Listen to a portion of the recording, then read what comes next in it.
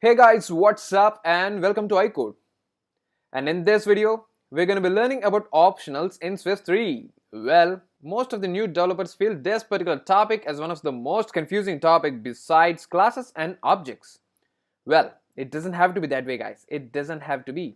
So, let's just spend some time with optionals so that after that, we could get familiar in working with optionals. So, let's get started. Well, open up Xcode. So open up Xcode. Great, open up. Okay, I've been working with some chat apps. So let me just shut it down.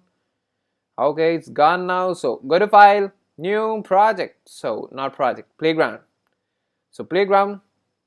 Let me just name this optionals and tap on next. Great, and save this on desktop. Great. Okay, there you go. We got our playground, nice little playground, and let me just get rid of this and we are done. So, well, guys, you know that we can actually create a variable which doesn't have a value, right? Okay, let me just create a variable which doesn't have a value. Okay, let me just say var. Let me just name the variable as Python, which sounds great for me, and it's of type integer. And now that we have created a variable which is of type integer and it doesn't have a value, right? Okay, let me just see what happens if I just print out Python. That is the value in Python. Well, if you can see, we got an error right here in the console. And why is that? It's because we actually asked for a value which doesn't exist. Python doesn't have a value and we are asking for a value, and that is not fair, and that is the reason we got an error right here in the console. Okay, fine. Now keep your eyes wide open and see what I am going to do now. Okay, let me just put a question mark symbol right beside int and see what it prints out. And there you go, it printed out nil. So it's now saying that this particular Python variable is equal to nil. That is, it doesn't have a value. Well, what did we just do here, guys? Okay, we just said that we don't know whether this particular Python variable will contain a value or not.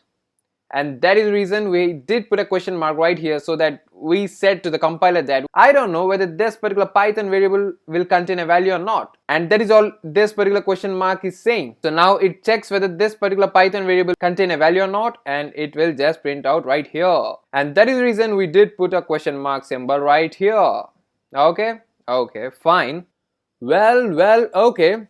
Now let me just give you another example. So let me just create another variable which okay, let me just name this. Oh my god, let me just name this number, and which is equal to string and 3. Yeah, now 3 is a string. Okay, now what we're going to do is we're going to convert this particular string into integer. So number into integer. Okay, so how we're going to need to do it? We're going to say integer, and we're going to need to put this variable right here, and now this particular string will be converted to integer, and here you can see right here. Great. Now what I'm going to do is I'm going to create another variable, multiplication, something like that, multiplication.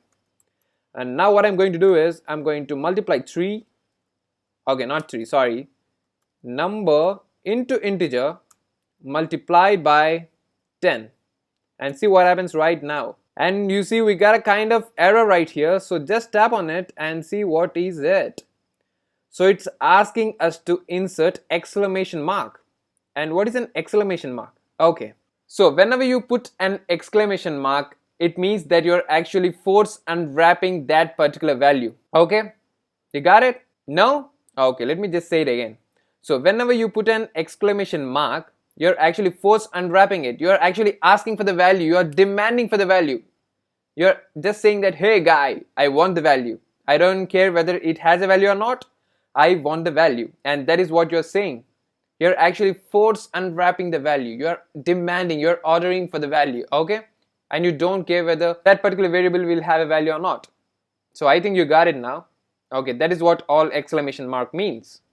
Just force unwrapping, that's it. Okay, let me just put exclamation mark as it said just beside number into integer. And now that we have put an exclamation mark here, we got answer as 30, and that's correct. Now keep your eyes wide open again and see what I'm going to do now.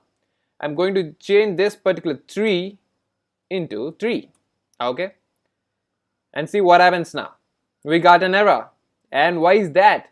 Okay, let me just come step by step. Okay, so here var number equal to 3. So this particular number will have a value which is equal to 3, and that is a string, not a number. Okay, now here in this step we are actually converting this particular number, this particular string, into integer by casting it, and we don't know whether it will be converted or not, as you may see in this particular case, and that is the reason this particular number into integer is an optional. We don't know whether this particular number variable can be converted into integer or not. We doubt it, right? So that is the reason this particular number into integer is optional. So obviously this particular number will now not be converted into integer, and this particular number into integer will not have a value right now. It will be equal to nil, right? And whenever you force unwrap it, you're actually demanding for the value that doesn't exist, and that is the reason you got this error. Unexpectedly found nil while unwrapping an optional value. Obviously this particular variable number into integer is now nil.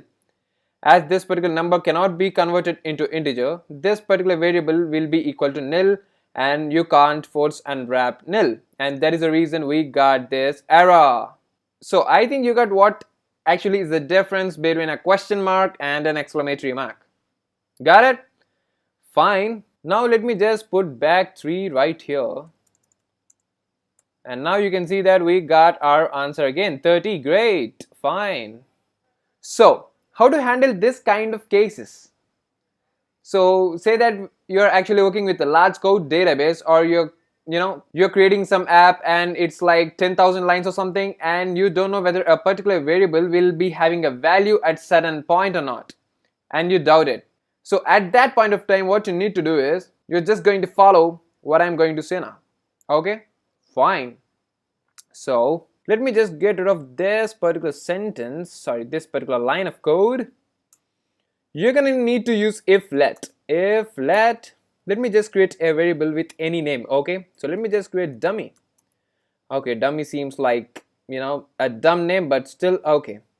So equals to number into integer, and now open the brackets, and right here we're gonna create a new variable, multiplication, as before. So multiplication is equal to dummy into 10.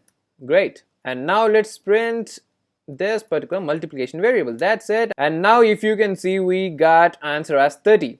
Ho ho ho. Okay, what did I just do here? Okay, let me just come to the code again.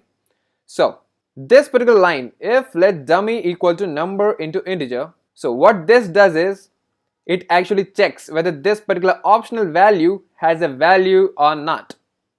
Okay, and if it has a value, then it actually gives the value that's inside this number into integer to this particular variable dummy, and this particular part of code gets executed, which is inside the if condition.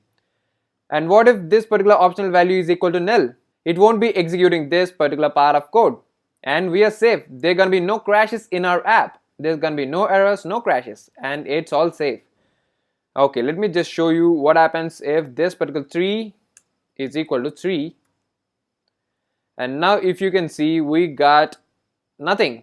There's no output, and that's because this particular number into integer optional is now equal to nil, and as it is nil, this particular code is not going to be executed. And that is all about optionals. That's it, guys.